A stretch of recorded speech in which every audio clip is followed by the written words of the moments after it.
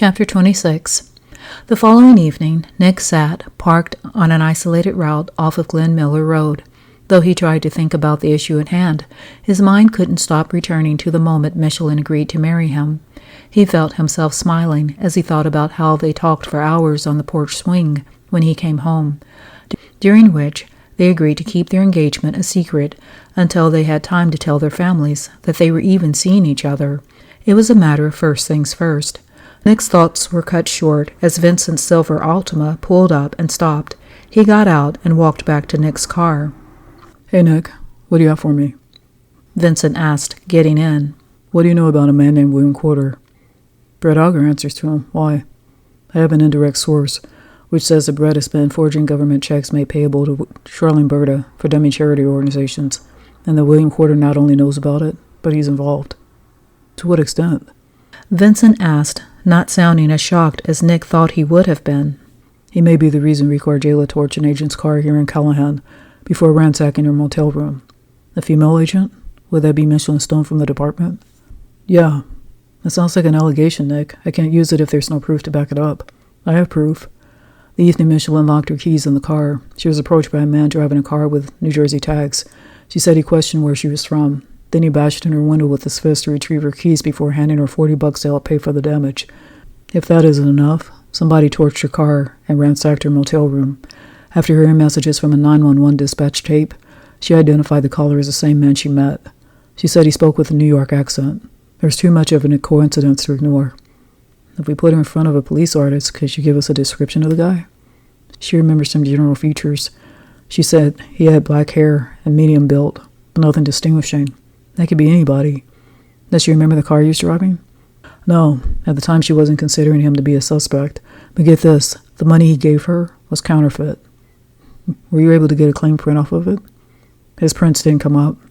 Was he wearing gloves? I'm sure if he was, she wouldn't have noticed. Knowing Riko, maybe he had his fingerprints scrubbed. I don't know. It's possible.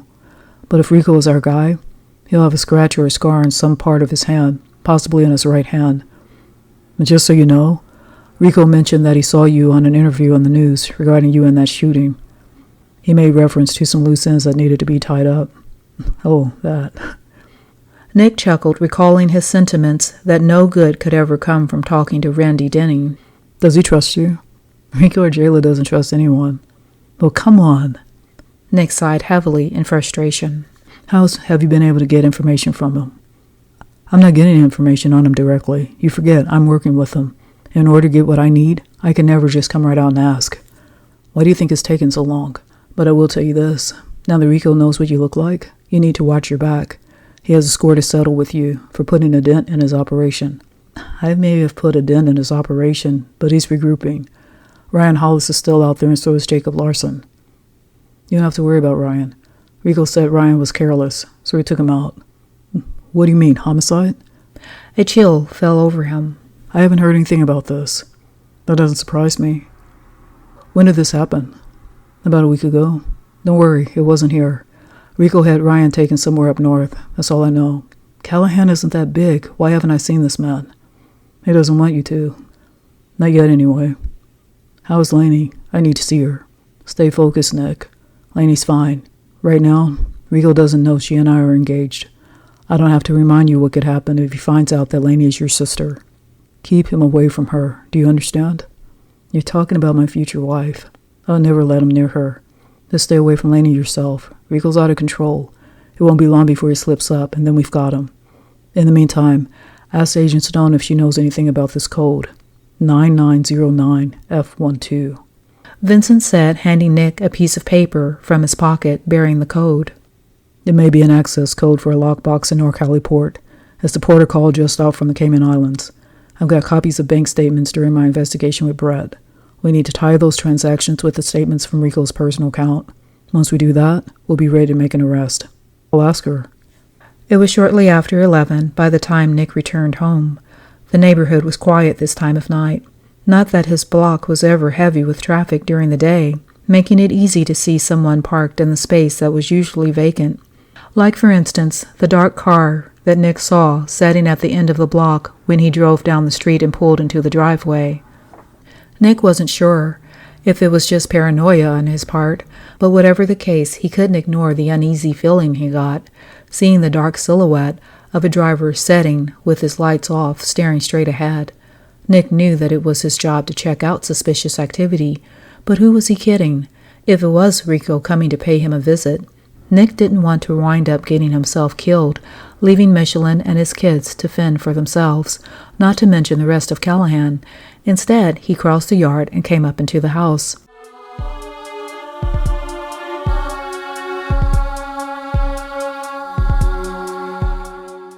Having secured the lock on the door, Nick noticed that the house was dark, with the exception of the light in the hallway. There was nothing surprising about that, he told himself, as he went into the bedroom where he saw Michelin in a bathrobe, towel-drying her hair. "Hey, you're home." She smiled, but seeing the troubled expression on his face, her smile faded. "What is it?" "Nothing. Everything's fine. How was your evening?" "It was good. The question is, how was your evening?" "I met with Vincent tonight." "You found out something, didn't you?" "Yeah." Nick sighed, sitting down on the foot of the bed. "What is it?" she asked, sitting down beside him, but he said nothing. "Nick, come on. I thought we were in this together." "We are. I just don't know what I'd do if anything ever happened to you." "What did you two talk about?" She couldn't help but ask. "I needed to know if he knew anything about William Corder's involvement in the case." "Did he?" "No, but he didn't seem surprised when he found out. He asked if you knew about an access code for a lockbox in Norcali Port off the Cayman Islands. Apparently, Riko has an offshore account there." "What's the code?" "Here." he said, handing her the paper that Vincent gave him. Michelin peered down at the paper as she silently read it. "I can't say for sure." She looked up at him. "Alphanumeric codes such as these can be found just about anywhere. I'll run a search and see if anything comes up. If I can't get anything, I'll run it by Andy." "Speaking of Andy, have you told him that he'll need to testify in the hearing?" "Not yet.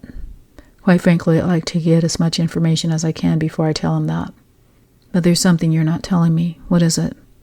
"Nothing. It's just Vincent said that Ryan Hollis is no longer a threat at Chase's school."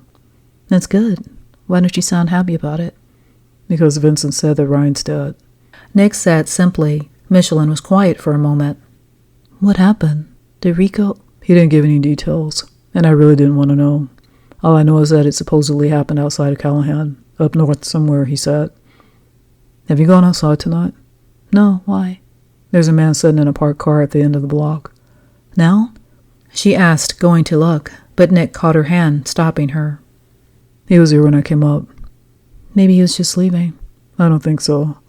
It's just kind of odd to me that he's parked away from the street light, and he's sitting there with his lights off. He didn't really look like he was planning to leave." "It doesn't have to be anything." "True, but it's the same thing I do when I'm on a stakeout. How safe do you feel staying here?" "Not too much now." "But seriously, I'm sure it's nothing. I think that Vincent probably put some thoughts into your head about Ryan Hollis." "I certainly wasn't expecting him to bump off one of his own men." "It does sound a little over the edge." "You said yourself that you thought someone was outside the other night." "But it was nothing." "Why do you keep saying that?" "Because I refuse to make you think that any of this is getting to me again." "Is it?" "I'll admit it's unnerving how he's trying to intimidate us, but it won't work." "I need you to do me a favor." "What is it?" "I need you to go back to Virginia until this blows over." "And what about you? Are you coming?" "You know I can't leave." "You want me to go back to Virginia where I'll be closer to Brett and Will?" "No, thank you. I'll take my chances here." "Do you have somewhere else you can go then?" "My place is here with you. If you don't leave, neither do I." "Will you just be reasonable for a minute and stop being so stubborn? I can't be here to protect you, and I can't do my job with you here." "I've been in your way since I've come to Callahan, haven't I?" she said finally. "I'm not saying that. I'm just trying to keep you safe. Vincent said that Riko saw me on the news the other night talking to Randy Denning about the shooting. It won't be long before he comes here, if that's not him out there already." "This is your job. I guess you should have thought about all of that before you asked me to marry you." "I don't intend to be working this case for the rest of my life. I have other plans I thought we could share." "But you don't get to decide when you want me in your life and when you don't. It doesn't work that way." Nick drew in a deep breath as he stared at her. She had struck a nerve with him. "You're absolutely right. But I need you to meet with Andy tomorrow. I need you to get him to come to Callahan." You want me to go to D.C. tomorrow and meet Andy? Yes. It'll also give you time to find out about the access code. Will you do it? You're trying to get rid of me. No. I need Andy here for the case. You know that. And you are the only one who knows him. Michelin's eyes glistened with tears as she stared at Nick. Her lips trembled. He knew that she was aware of his ulterior motives, but what choice did he have? I'll be on the first flight out tomorrow, Michelin said as she laughed. It wasn't her words, but her tone that told Nick it was over. Thursday morning, Nick watched Michelin tear her clothes from the hangers and stuff them into her suitcase along with her other things from the dresser drawers, leaving the closets and drawers empty the way Nick was feeling. He kept going over in his head how one evening could change everything. Susan had done the same thing when she walked out on him 4 years ago. It hurt then, and it hurt now. Even so, he did nothing to stop Michelin. He knew that she would be better off away from him. She was right. He should have given it more thought before he asked her to be his wife. He had been kicking himself for that one all night. Seeing Michelin finished with her packing, Nick walked over and lifted her chin, forcing her to meet his gaze. A tear rolled down her cheek. Quickly, she wiped it dry. I've got to go. If you don't remember anything else about me, please remember how much I love you, he said quietly as he leaned close and kissed her lips. Goodbye, Nick, Michelin said, pushing her way past him as she left, closing the door behind her. She was gone. Men weren't supposed to cry. Nick remembered that little piece of advice given to him courtesy of his dad. So there he stood, alone and defeated, trying to hold it all in.